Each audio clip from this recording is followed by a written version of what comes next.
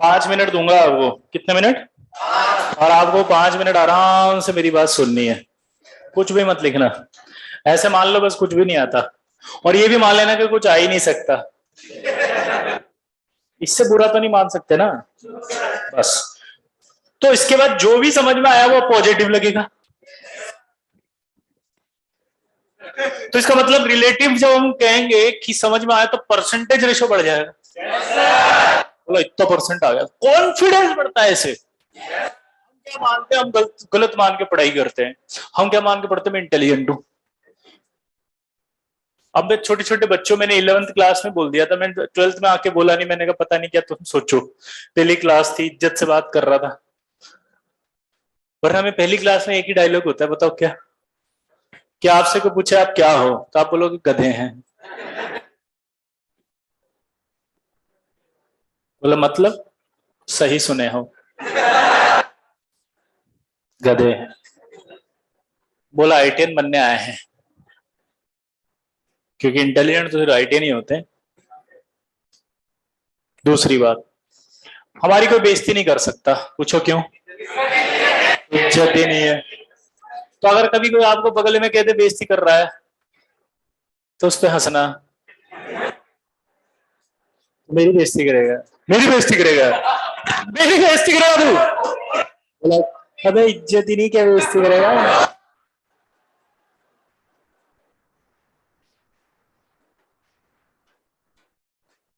सीधा खत्म।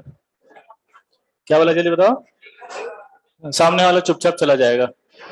बोले पागल है भाई, निकल ले तू, इससे पहले कि टिका दे चले ही जाओ। तीसरा, कभी आपको लगे ना पिताजी माताजी बहुत ज्यादा बोल देते हैं, कभी कभी बहुत सेंटी कर देते हैं, बहुत इमोशनल कर देते हैं, बहुत ज्यादा हम सोचने लग जाते हैं, ओवर थिंकिंग में चले जाते हैं, बहुत मुश्किल से पढ़ा रहे हैं हमारे माता पिता, बहुत तकलीफ झेल रहे हैं, तो एक बात बोलना अपने आप को, सबके झेलते हैं।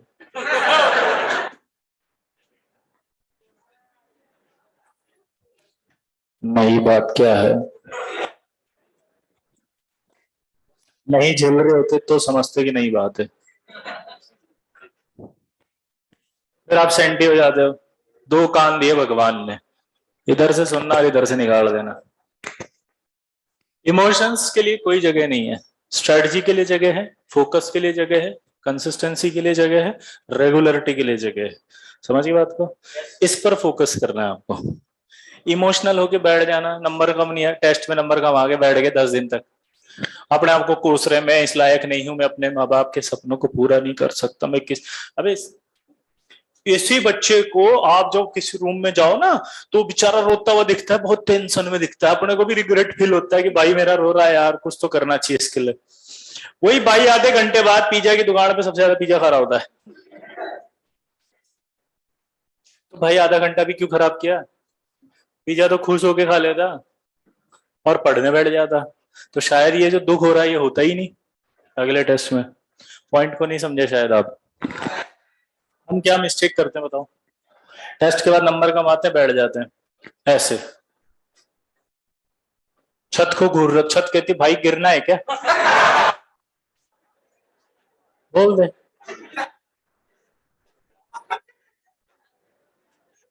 ये क्या बदतमीजी, इसका घूर रहा था। हाँ नहीं तो बिस्तर पे लेट जाते, पंखे को देखने लगे, पंखा कहते भाई शर्म आ रही, थोड़ा उधर।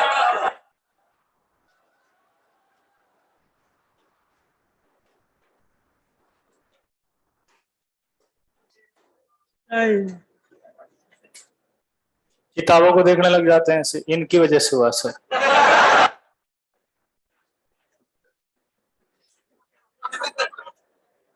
एटमोस्फेयर की ऑक्सीजन चिल्लाने लग जाती है, नाक कम कर भाई, ज्यादा ऑक्सीजन जा रही है, बाकियों को भी देनी है। भूल जाती है ना कुछ सुन। एक लॉजिक समझाता हूं, कोई भी चीज काउंट होती है एवरेज। दोबारा बोलो, मैंने क्या बोला? सचिन तेंदुलकर के टोटल नंबर ऑफ मैच निकाल लोगे तो ऐसा नहीं कि उसने सब में 100 मारा है। तुम्हारी तरह अगर सोचता, तो जब वो इतना महान प्लेयर हो गया था सचिन तेंदुलकर, गॉड, ठीक है, क्रिकेट के भगवान, और किसी ने उसको आउट कर दिया, वही 25 साल के लड़के ने, तो क्या करना चाहिए उसको? तो तुम्हारे स्टेटस और उसके स्टेटस में तो ये होना चाहिए कि वो बल्ला तोड़ के फेंक दे, चला मेरे को आउट कर दे। ऐसे कैसे हो सकता है? ये तो जब पैदा नहीं होता तब से ज्यादा क्रिकेट खेल रहा हूं मैं तो। नहीं आई बात समझ में? और ज्यादा तुम्हारी तरह गुस्से होता तो उसी क्रिकेट को जो वो घोप देता, जय बोले सो निहाल सत श्री अकाल।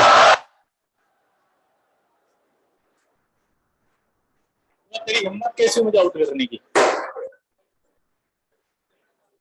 अरे बोल सकता था ना, नहीं रहा ना उसने वो, और गया और अगले टेस्ट में अच्छी तैयारी करके आया, फिर उसने अच्छा खेला। डिप्रेस होकर बैठ जाता वो कि 25 साल के लड़के आउट करने लग गए मुझे, जो पैदा भी नहीं हुए थे आज, जब मैं खेल रहा हूं, तब से खेल रहा हूं मैं।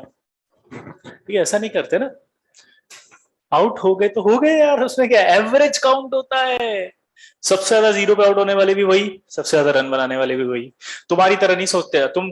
वो पता क्या होता, तुम होते तो बैठ जाते, सर डिप्रेशन आ रहा है। मैं बोलता क्या है सर, इतना मैच में हम जीरो पे आउट हो गया। तो क्या हो गया भाई, तेने भी तो बनाया है तेने। वही तो टेंशन है सर, इसमें अगर 100 नहीं तो 50-50 बनाए होते तो कितना बन जाता।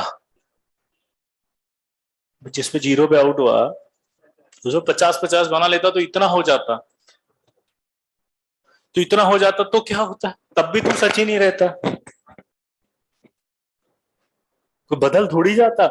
इसका मतलब अगर एक टेस्ट में नंबर कम हुआ तब भी अगले के लिए तो पढ़ना है, और टेस्ट में अच्छा नंबर आ गया तब भी अगले के लिए तो पढ़ना है। तो कंक्लूड क्या हुआ कि कुछ भी हो अगले टेस्ट के लिए तो पढ़ना है, क्योंकि बिना टेस्ट में पढ़े, बिना टेस्ट में पढ़े नंबर नहीं आएंगे। कुछ नहीं आ रहा समझ में? कुछ भी नहीं आ रहा, सिंपल है। अल्टीमेटली एक कंक्लूज करेंगे दिमाग में, कंक्लूजन ये रहेगा कि भैया कुछ भी हो, थोड़ी देर कम बना लो ठीक है, मानते हैं आधा घंटा, ठीक है, रो लो धो लो आंसू जो मर्जी कर लो तुम्हारे को, ठीक है, दीवार घूरनी है दीवार, पंखा घूरना पंखा, सब कर लो। आधे घंटे बाद एक कंक्लूजन पे पहुंचना कि भाई हो गया, पढ़ना है, पूरा दिन खराब मत करना, ठीक है।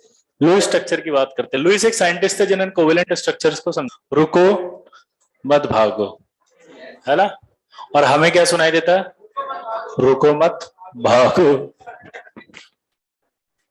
बस एक कोमा की वजह से आवाज सिलेक्शन रुक जाता है, पता है आपको? यही तो 11th में तुम्हारे दोस्त होंगे जो निकल लिए होंगे, भाई नहीं हो पा रहा मैं जा रहा हूँ घर। अपन उससे पूछते होंगे क्यों, क्या सोच रहा है? मैं सोच रहा हूँ भाई पहले 12वीं अच्छा सा कर लो, फिर उसके बाद अगले साल आऊंगा। तुमने भी सोचा होगा कई बार। किस किस ने सोचा था आईआईटी की कसम खाना, झूठ बोलो फेल हो जाओगे, ओएमआर गलत भर जाएगी, माउस चेंज हो जाएगा, क्लिक गलत सलत भर जाएगा।